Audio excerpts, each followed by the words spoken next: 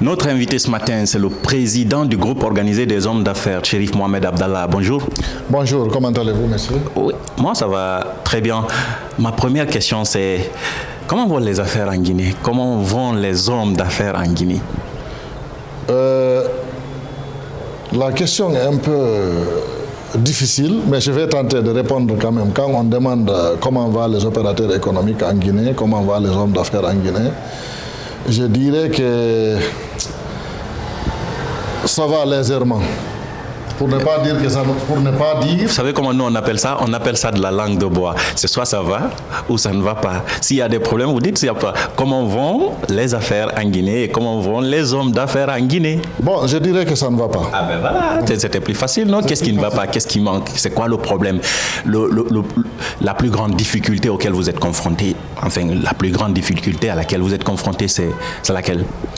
Bon, première difficulté, nous avons constaté depuis l'arrivée du professeur Alpha Condé au pouvoir, parce qu'il ne faut pas contourner, notre organisation est négligée dans plusieurs domaines. Nous avons vu les voyages qui s'est organisé ici à plusieurs reprises. Le Goa n'a jamais été invité. Nous avons été toujours marginalisés, je ne sais pas pour quelle raison.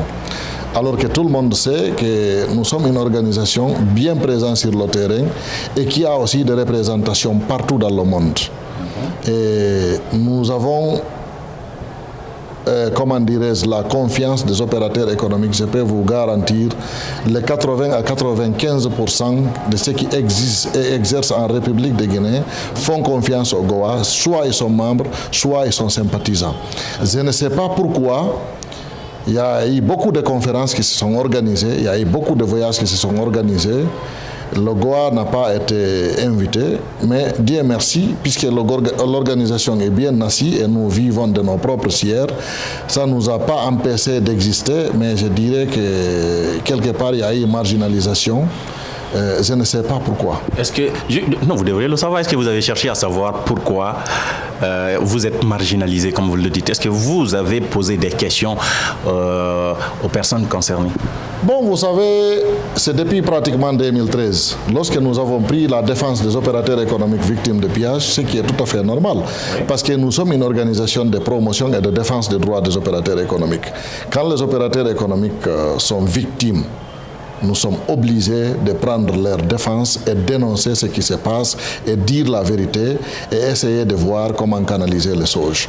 Au départ, lorsqu'il y a eu, comment dirais-je, l'élection, juste après l'élection, parce qu'on va parler de là, avant l'élection. La présidentielle de 2010. L'élection présidentielle, donc l'élection du président Condé. Vous savez, nous avons beaucoup d'expérience sur le terrain. Le Goa a commencé depuis 2003, le 13 septembre 2003. Si vous voyez qu'il y a eu élection dans le pays, c'est parce qu'il y a la paix. Oui. Et je pense que tous les Guinéens sont témoins le travail que le Goa a fait pour la sensibilisation non seulement des opérateurs économiques, mais l'ensemble des citoyens, pour qu'il y ait la paix et l'unité dans notre pays, pour qu'il y ait l'entente. Parce que si vous prenez un exemple simple, pendant les événements de janvier et février 2007, lorsque les syndicats avaient déclenché les mouvements de grève ici, c'est le Goa qui avait pris l'initiative quand même de calmer la situation sur le terrain. Nous sommes descendus carrément sur le terrain pour calmer les gens qui étaient chauds. Il y avait des tueries, il y avait des pillages un peu partout. Et nous avons aussi pris l'initiative de recenser à l'époque tous les opérateurs économiques qui ont été victimes de pillages. Je pense qu'à un moment donné, le président Lansana Conté avait même demandé à ce que les opérateurs soient dédommagés. Mais notre pays, il y a toujours des personnes mal intentionnées qui cherchent toujours à bloquer les bonnes intentions même des chefs d'État. Donc à chaque fois qu'il y a, si je récapitule, à chaque fois qu'il y a une crise, notamment politique, parce que le plus souvent, les crises sont liées à des manifestations politiques ou à des manifestations d'ordre social, ce sont soit les syndicats ou les hommes politiques qui organisent des manifestations, et c'est les commerçants qui payent le premier prix, le prix le plus fort. Ils ne sont jamais dédommagés, les opérateurs économiques, c'est ça? Absolument. Et depuis 2013, puisque vous avez pris la parole et puis vous avez défendu les opérateurs économiques, vous êtes marginalisés. C'est ça votre théorie, c'est ça, non? Mais c'est ça la vérité. Parce que nous avons pris, comment dirais-je, la défense des opérateurs économiques. Qu'est-ce que vous avez dit qui soit mauvais dans la prise de cette défense-là? Qu'est-ce que vous avez dit qui n'a pas plu? Et qui vous marginalise? Bon, je ne sais pas qu'est-ce qu'on a dit parce que nous, on ne fait que dire la vérité. C'est quoi cette vérité-là? Qu'est-ce que vous avez dit exactement? Bon, vous savez, nous avons demandé à l'ensemble des opérateurs économiques de fermer des boutiques et magasins, de rester à domicile. On va prendre la situation. Et le jour-là, si on ne faisait pas ça, Conakry ne serait pas là aujourd'hui. C'est qui était une sorte de protestation contre... Oui, sérieusement.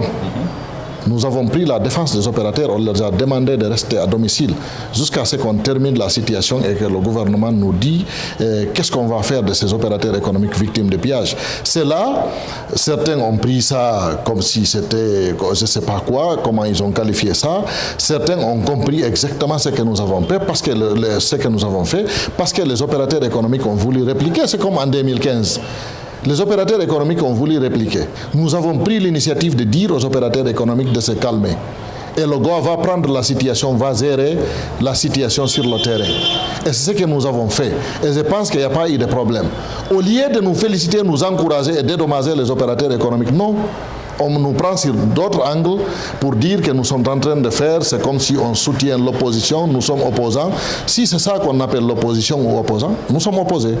Si je comprends bien, vous avez fait des manifestations pour justement réclamer que les commerçants qui ont été victimes soient dédommagés. Et on vous a traité d'opposants, c'est ça?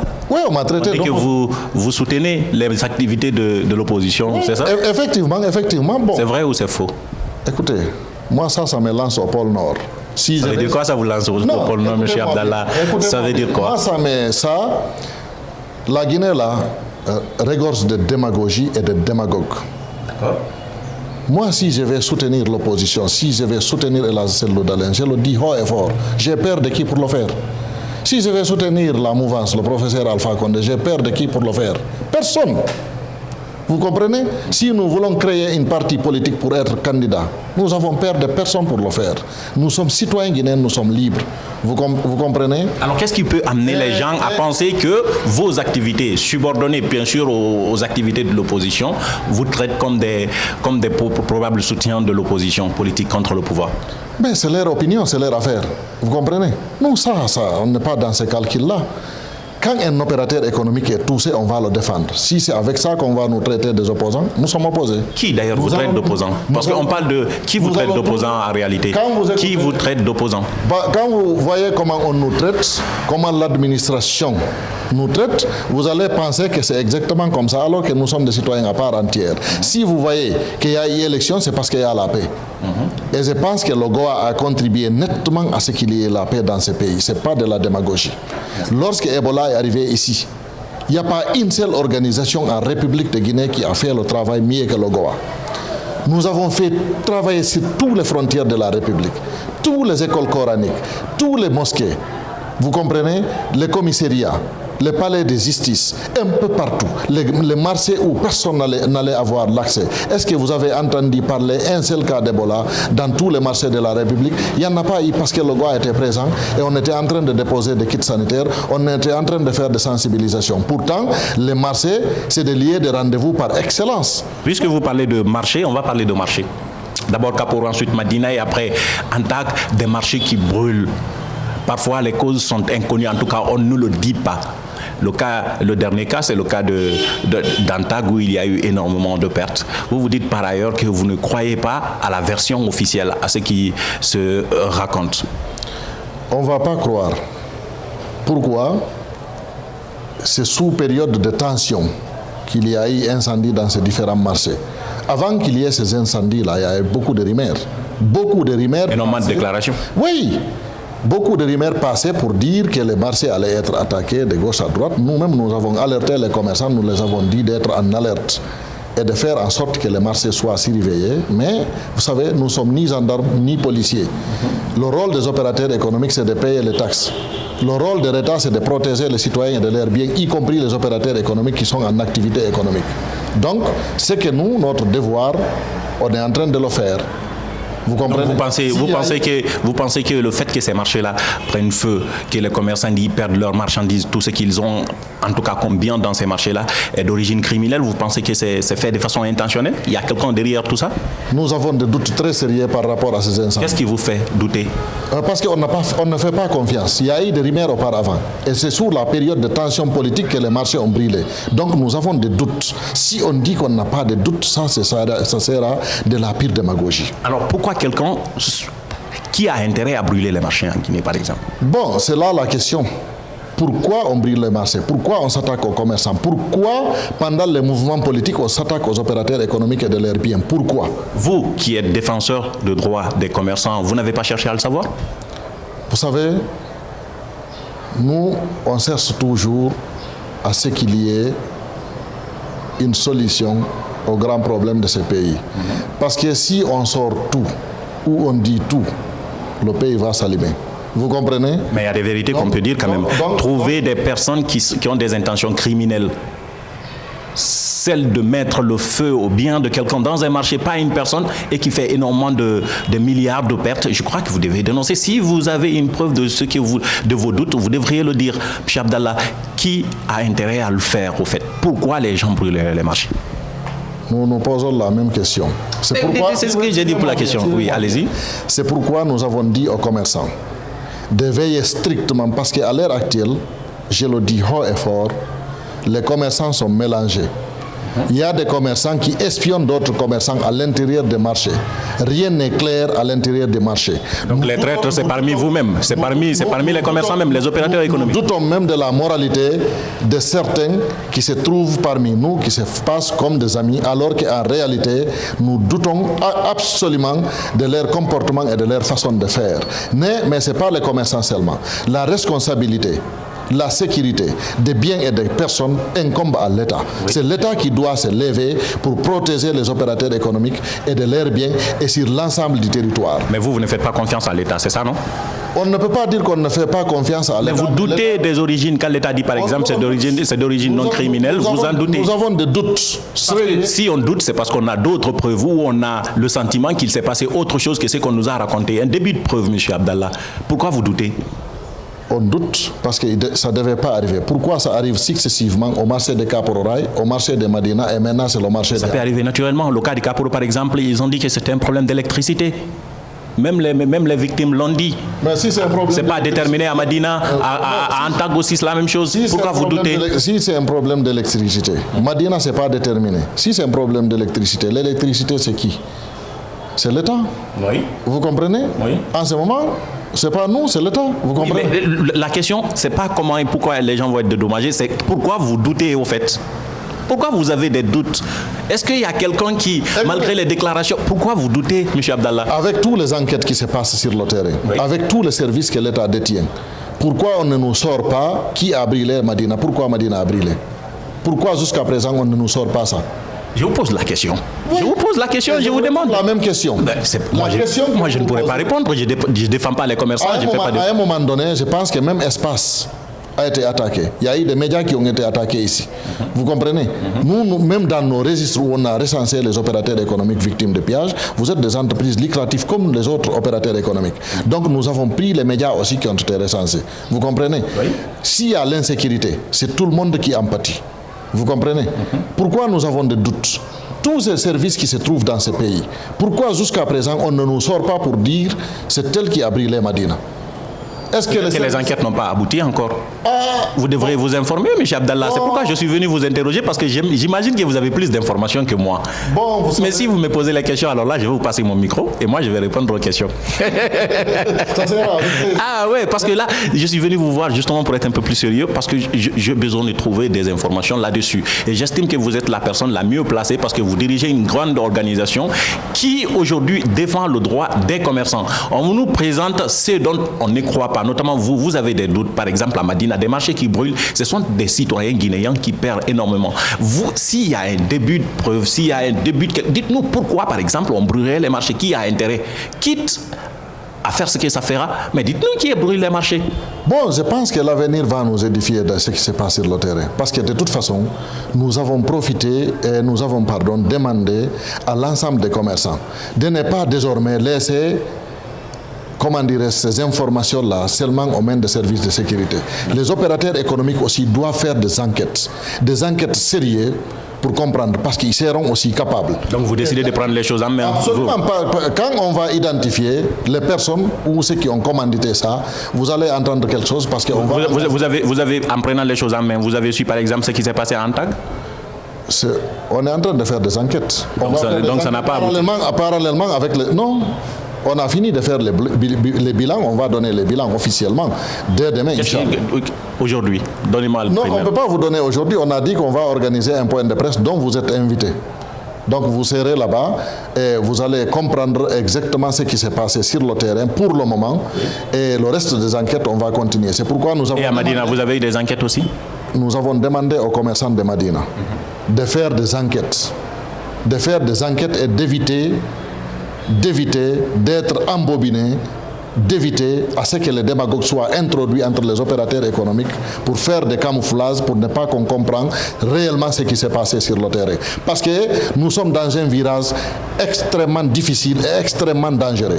Quand on est en train de brûler les marchés, quand les marchés brûlent, quand les marchés prennent fin, suite à des rumeurs, suite à des tensions politiques, il y a eu toujours des problèmes auprès de tous ces marchés suite à des tensions politiques. Tous ces pièges que vous voyez, c'est suite à des tensions politiques. Donc les commerçants doivent faire extrêmement attention et faire des vérifications sérieuses. Et ça, c'est tous les démagogues parmi eux pour qu'il y ait une situation claire de ce qui se passe sur le terrain. Parce que si les commerçants restent bras croisés, en écoutant, en faisant la démagogie, mon frère, nous n'irons nulle part et l'insécurité va continuer. Les commerçants doivent se lever, se donner la main et comprendre ce qui s'est passé. Et tous les commerçants, si on tous un à Conakry, que ceux qui sont à Sigiri et Kankan, à Labé, à Mamou réagissent. Et si on tous un à Sigiri, Labé réagisse, Conakry réagisse et vice-versa. C'est une synergie des commerçants. Une synergie des commerçants. Donc vous ne croyez pas au hasard dans cette affaire, c'est pas possible. Non, on ne peut pas croire au hasard du tout. Donc c'est pas possible du tout. C'est pourquoi nous avons dit aux commerçants de se lever et faire des enquêtes, parce que nous aussi, nous serons capables de mener notre propre enquête. Nous sommes citoyens guinéens. Quand nous sommes victimes de quelque chose, on doit se lever pour vérifier aussi. Il ne faut pas qu'on laisse seulement les services de sécurité. Quelquefois, les services de sécurité vont faire du bon boulot. Quelquefois, ils ne vont pas voir toutes les pistes. Mais les opérateurs économiques doivent les aider, doivent se lever pour faire eux-mêmes leur enquête, pour comprendre ce qui se passe. Vous avez les moyens de ces enquêtes-là? Les commerçants auront toujours des moyens pour le faire. Très bien. Alors, nous avons demandé aux commerçants de faire des efforts pour faire des enquêtes. Et s'ils ont des informations, que les informations soient remontées. Parce que si on laisse bras croisés, on ne va pas trouver de solution. Si aujourd'hui, est-ce que vous pensez qu'il y a une volonté, notamment de l'administration, de faire perdre des opérateurs économiques? Bon, on ne peut pas les accuser comme ça. Mais on peut les accuser aussi de négligence. Mais on ne peut pas les accuser qu'ils ont la volonté, ils n'ont qu'à se lever pour protéger les opérateurs. Au marché de Madina, ce n'est pas de la démagogie que je parle. Le jour que le marché a pris fait, mais c'est la police qui nous a informés par le canal du porte-parole, que je félicite d'ailleurs.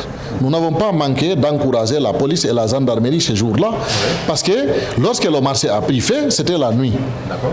Et si c'était brûlé intentionnellement, ceux qui ont brûlé le marché pouvaient faire des pièces de l'autre côté ou aller allumer des feux encore de l'autre côté. Ça allait créer encore d'autres paniques et attaquer le marché et piller le marché. Mais la police et la gendarmerie ont fait du bon boulot. Ils ont été des républicains quand même pour faire ce travail. Nous n'avons pas manqué. Ça mérite que vous fassiez confiance à l'État, non, à ce niveau. Vous ne pensez pas? Parce que peut-être qu'ils sont... Je suis en train de vous dire, oui. Vous comprenez? Oui.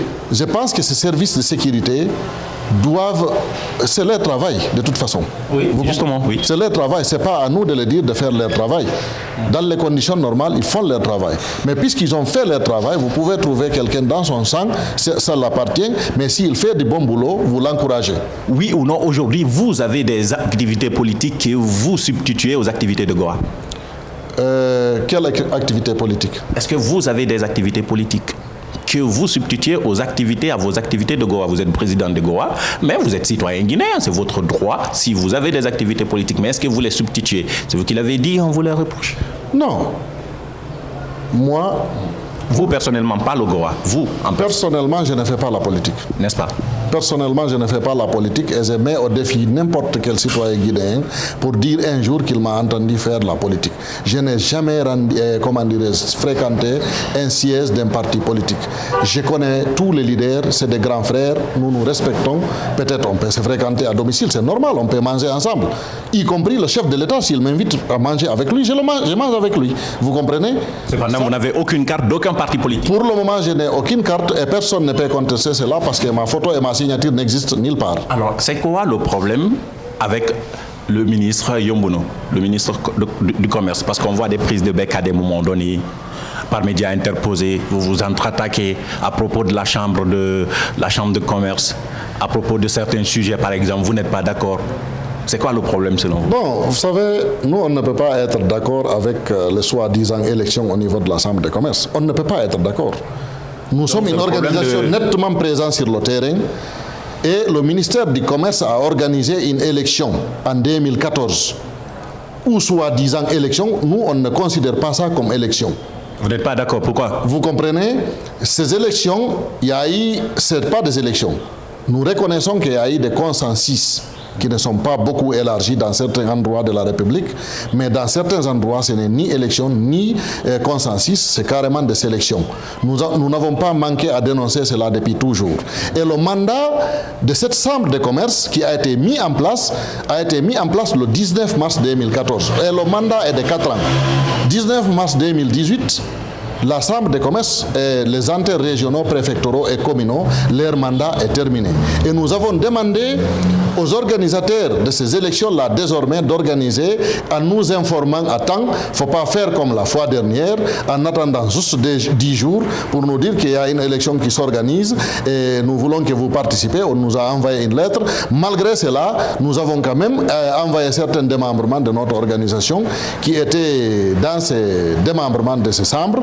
Mais ces organisations-là nous comprennent aujourd'hui par rapport à cette situation. Le mandat de la chambre est terminé. Donc il faut reprendre les élections. Moi, je suis candidat au niveau national. Mais je ne suis pas candidat pour être seulement candidat et je ne dis pas forcément il faut que ce soit moi. Même un consensus peut être trouvé. On choisit une personnalité que tout le monde respecte, que tout le monde peut être autour pour accepter que celui-là, il soit président de la Chambre. Mais nous n'accepterons jamais, je dis plus jamais, qu'un démagogue soit devant nous pour nous dire qu'il va diriger la Chambre. On n'acceptera jamais. C'est qui le démagogue qui doit être devant vous? C'est qui le démagogue, M. Abdallah? C'est qui le démagogue qui va être devant vous? Ils sont connus. Et le moment, moi, je le connais. Je prends le micro avec vous. Le moment venu, on va vous montrer qui ils sont et comment ils se comportent parce que nous avons leur dossier avec nous. Nous les connaissons parfaitement bien et on va les dénoncer. On va montrer à l'opinion nationale et internationale qu'ils ne sont pas sérieux. Et un homme qui n'est pas sérieux ne va jamais diriger le secteur privé de ce pays. Nous n'accepterons pas que ça soit clair dans tous les esprits. Personne ne peut nous intimider. L'élection là, elle sera organisée. Je pense qu'avek l'arrivée de M. Kassori comme Premier ministre, parce que c'est un homme, si c'est le même, je dis bien si c'est le même, pendant le régime du général Lansana Conté, je pense qu'il va nous écouter et il va faire en sorte que nous associés, qu'on organise une élection propre au niveau de la Chambre de commerce pour que le secteur privé soit valablement représenté.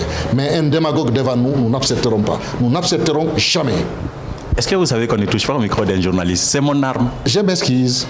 Alors, c'est qui ce démagogue? Parce que moi, je n'ai pas compris. Vous avez pris mon micro, vous avez parlé avec vigueur, vous avez dit que vous avez des dossiers, que vous connaissez les gens. Deux noms. Pour le moment... Monsieur Abdallah, vous n'allez pas me faire ça? Ah non, si je dois vous pardonner pour avoir touché mon micro, vous allez me donner un nom. Juste un nom. C'est qui ce démagogue qui ne sera pas devant vous? C'est qui? Aujourd'hui... Vous allez me pardonner parce que j'ai touché votre micro, mais aujourd'hui... Juste un nom, monsieur Abdallah. Vous avez des dossiers. Écoutez-moi bien. Vous avez des dossiers. La liste de ces personnes-là... Juste une seule personne. Si c'est une liste, donnez-moi juste une seule. Vous n'avez pas reçu. Non, je ne l'ai pas reçu. Tous les médias de la République ont non, si je l'avais reçu. La liste. Ils attendent que j'appuie sur le bouton pour que ça soit publié. Donnez-moi le nom d'une seule personne là-dessus. Une seule personne. C'est que peut-être vous devez comprendre. Oui. C'est extraordinaire.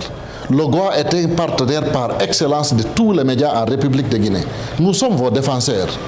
Vous comprenez? Cela ne va pas faire en sorte que vous n'allez pas me donner le nom de la personne que vous citez comme démagogue dans cette affaire. Un nom, M. Abdallah. Non, le moment venu, on va vous sortir le nom. Pas maintenant. Soyez assis. Parce que, écoute, celui qui est en face de vous n'a pas peur de dire la vérité. Alors dites-le-moi, un nom, Non, juste un nom. C'est lui qui est en face de vous. J'insiste, vous savez. Je répète encore une fois. Aujourd'hui, ce n'est pas le moment.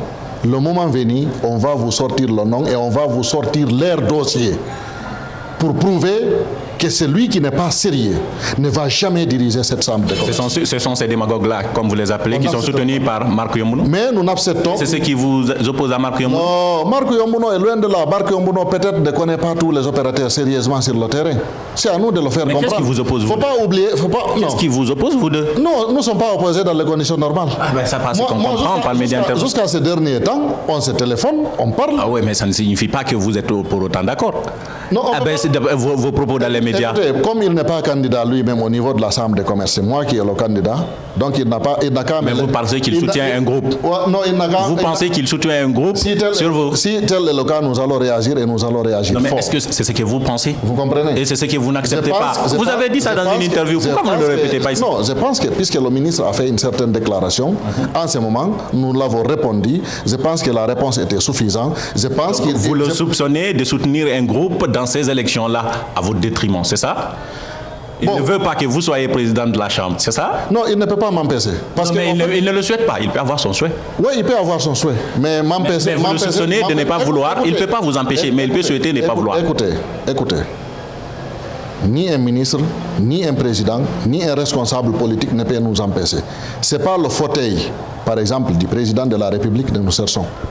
Ce n'est pas le fauteuil du chef de file de l'opposition que nous cherchons.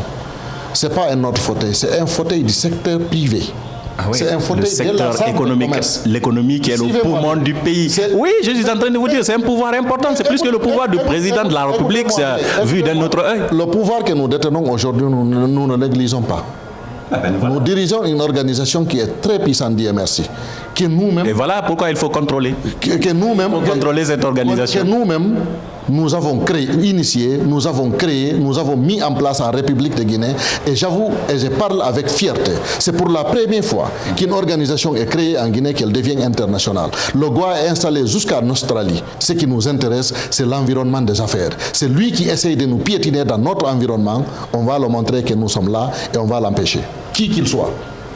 C'est ici qu'on va terminer cette interview, M. Abdallah. Je vous remercie. Il va y avoir un nouveau gouvernement. Qui vous souhaiteriez à la tête du ministère du Commerce? Marc Yomouno, qu'il soit reconduit? J'ai déjà vu Kassori, je le fais confiance. Kassori, c'est le Premier ministre. Bon, je pense qu'il est suffisant. Ministère du Commerce, votre département de tutelle, est-ce que vous souhaiteriez, par exemple, que Marc Yomouno soit reconduit? En tout cas, moi, je ne suis pas candidat. Ah non, M. Abdallah, vous n'allez pas me la faire cette fois-ci. Vous allez me dire, vous souhaitez qu'il soit reconduit ou vous voulez un autre ministre à la tête? Écoutez, quel que soit le ministre qui est là, Marc Yomouno reconduit, quelqu'un d'autre vient. Vous souhaiteriez quoi? Moi, je n'ai pas de choix pour ce ministère. Non, par le bilan, c'est votre ministère de tutelle. Vous travaillez avec ce ministère. Suivez-moi bien. Oui. Moi, je ne suis pas contre Marc Yomouno. Si je le dis, sincèrement, au fond de mon cœur, j'ai menti. Alors dites que vous souhaitez qu'il soit reconduit. Non. Vous ne souhaitez pas? Je ne suis. Non, suivez-moi. Si j'étais contre lui, je gire sur le Coran, je suis en carême. J'allais dire. Vous comprenez? Oui. Mais au fond de mon cœur, je ne suis pas contre lui. Mais c'est ce qu'il me respecte. Alors dites-moi que vous souhaitez qu'il soit. Alors dites-moi que vous souhaitez qu'il soit reconduit, puisque c'est votre ami. Moi, je suis quelqu'un. Dites-le-moi, M. Abdallah. Moi, je suis quelqu'un qui respecte ceux qui me respectent. Tous ceux qui me respectent le savent. Je le respecte profondément. C'est lui qui se fout de moi, je réplique. Marc Yomouno, souhaitez qu'il soit reconduit. Je ne peux pas souhaiter ça. Ça, c'est le pouvoir discrétionnaire du Premier ministre et du chef de l'État. Mais c'est de votre pouvoir discrétionnaire aussi de vouloir que quelqu'un soit là ou pas? Si j'étais candidat pour le ministère du Commerce, j'allais dire tout de suite au président de la République, il faudra me nommer ministre du Commerce. D'accord. Un jour, vous serez candidat pour ce ministère-là? Un jour, vous serez candidat? Bon, je ne sais pas. Pour le moment, je ne suis pas candidat. Mais un jour, ça arrivera. L'avenir, je ne sais pas. Vous avez des ambitions politiques? Je ne sais pas, l'avenir, c'est Dieu. C'est ça, c'est la fin de cette émission, M. Abdallah. Merci. Mais surtout vous le savez. Vous savez, moi j'ai toujours dit que le fauteuil présidentiel, ce n'est pas un héritage. Ce n'est pas pour le papa de qui que ce soit. Nous ne sommes pas dans un royaume. Si je vais être candidat pour être président de la République, je vous dis, j'ai commencé par ça. Je suis libre. Même moi aussi, c'est possible. On va vraiment terminer cette émission parce que nous avons dépassé le temps, M. Abdallah. Merci d'avoir répondu à nos questions. Je vous remercie très sincèrement. Droit dans les yeux, nous étions avec le président du groupe organisé des hommes d'affaires, M. Chérif Abdallah Mohamed. On se retrouve dans un autre numéro. Et derrière la caméra, Amara Alex Silla. Au revoir.